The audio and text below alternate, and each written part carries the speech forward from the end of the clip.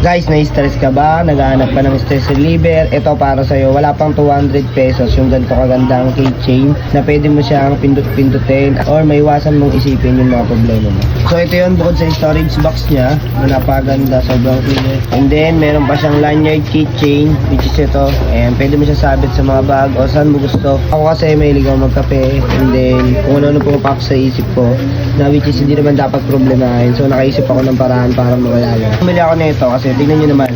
Ayan o. Kada pipindutin mo siya is may ilaw na lalabas. And then pag dinina mo siya, ayan o.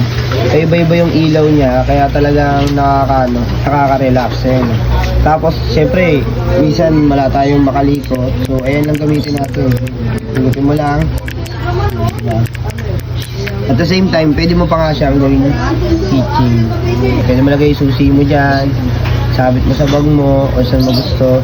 Yung ganitong klaseng stress reliever, wala pang 200 pesos. Pwede itong pambata, pwede pang matanda.